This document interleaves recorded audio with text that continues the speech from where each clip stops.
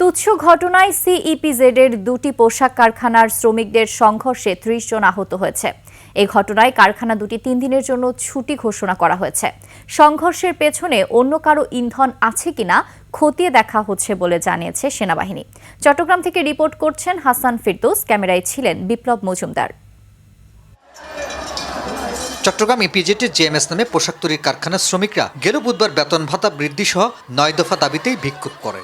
এই সময় মেরিনকো নামের অপর একটি কারখানার শ্রমিকরা আন্দোলনকারীদের হাতে লাঞ্ছিত হওয়ার অভিযোগ তোলে।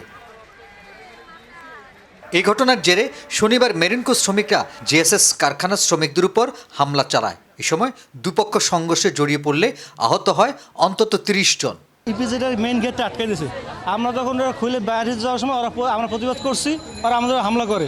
আমাদের কাজ করার অবস্থা ওরা আমাদের উপর হামলা করছে, আমাদের গার্মেন্টস ভাঙচুর করছে। পরে পুলিশ ও সেনাবাহিনী সহ আইনশৃঙ্খলা রক্ষা বাহিনীর সদস্যরা ঘটনাস্থলে গিয়ে পরিস্থিতি নিয়ন্ত্রণে আনে। মেরিনকো কোম্পানির ঠিক আছে, তারা জেএমএস কোম্পানির শ্রমিকদের উপর অতর্কিত হামলা করে। তো আমরা তাদেরকে হাসপাতালে পাঠাই ইভ্যাকুয়েট করে এবং পরবর্তীতে সিচুয়েশন কন্ট্রোলে আনি। এদিকে কারখানা দুটির ৩ দিনের জন্য বন্ধ ঘোষণা করা হয়েছে বলে জানান দায়িত্বপ্রাপ্ত সেনা কর্মকর্তা।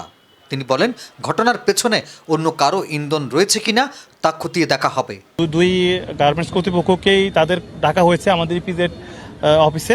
তাদের সাথে আমাদের পুরো ঘটনার ভেতরের বা পিছনে কারো কোনো ইন্ধন আছে কিনা বা এগুলোর সূত্রপাত কি, এগুলো আমরা আরও ডিটেলসে গিয়ে বিস্তারিত আলাপ আলোচনা করব এবং এগুলোর সমাধান যাতে পরবর্তীতে এসব ঘটনা পুনরায় না হয়। অপ্রীতিকর পরিস্থিতি এড়াতে ইপিজেড এলাকায় মোতায়েন করা হয়েছে সেনা ও নৌবাহিনী সহ আইন শৃঙ্খলা রক্ষা বাহিনীর সদস্যদের।